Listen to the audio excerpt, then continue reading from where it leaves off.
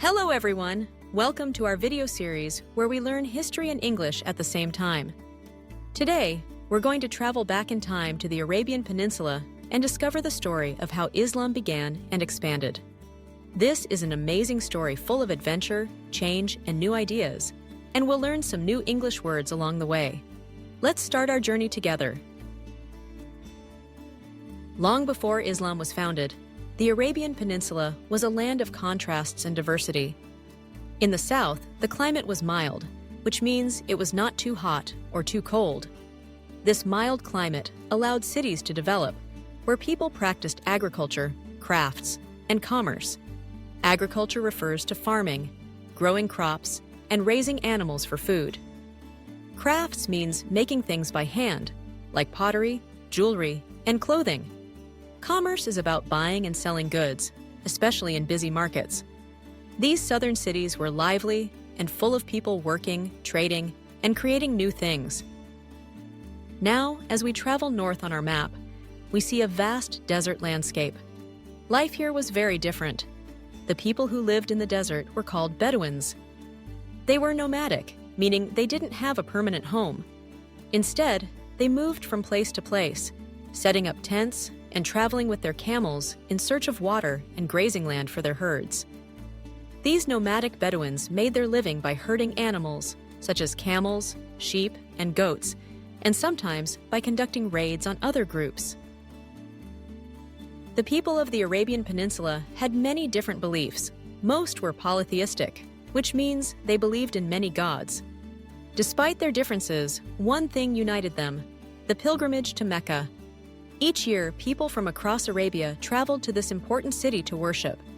Mecca was a center for trade and religion, and it brought together people from many backgrounds. Now, let's move forward to one of the most important moments in world history: the birth of Islam, in the city of Mecca. Around the year 610, there lived a wealthy merchant named Muhammad. He was respected for his honesty and wisdom, and he often spent time thinking about life and spirituality. One day, Muhammad began to preach a new religious message. To preach means to give a religious talk or share spiritual ideas with others. Muhammad declared himself the prophet of one God, Allah. A prophet is a person who speaks for God and delivers his message to the people. This was a new idea in a land where most people were polytheistic. Muhammad's message was simple yet powerful. There is only one God, and everyone should submit to God. The word Islam itself means submission to God, and its followers are called Muslims. Not everyone was happy with Muhammad's teachings. Many merchants and priests opposed him because his message challenged their beliefs and threatened their power. Because of this opposition, Muhammad and his followers had to flee Mecca in 622. To flee means to escape or run away from danger. Their journey to the city of Medina is called the Hegira, which marks the beginning of the Islamic calendar. The Hegira was a turning point. In Medina, Muhammad became not only a religious leader, but also a political leader. Soon, his followers grew in number and strength. In 629, Muhammad and his followers returned to Mecca and conquered the city. Mecca became the religious center for Muslims, while Medina was chosen as the political capital. Let's review a few key words: preach, prophet, submission, followers, flee, Hegira, religious center, political capital. Now, let's talk about the Islamic religion itself. The holy book of Islam is the Quran. Muslims believe the Quran contains the words of God as revealed to Muhammad. The Quran teaches 5 foundations of the religion, called the 5 pillars of Islam. These pillars are: first, the profession of faith.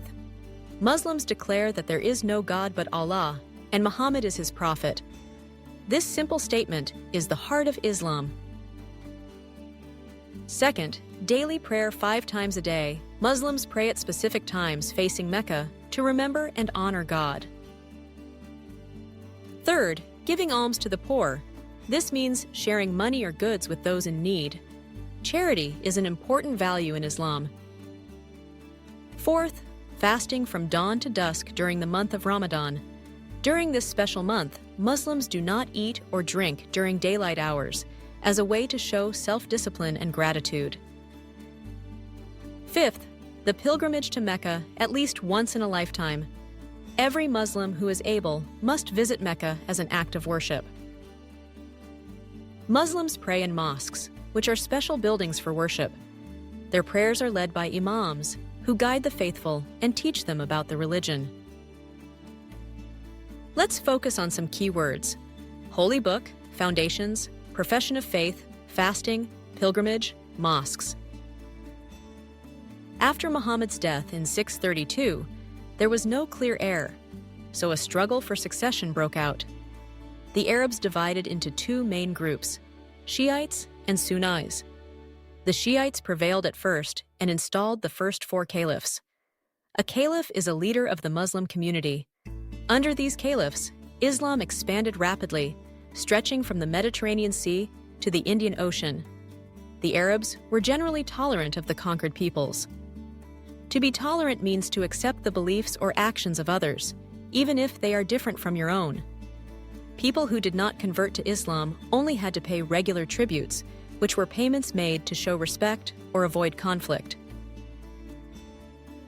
As time went on, powerful dynasties ruled the Islamic world. A dynasty is a series of rulers from the same family.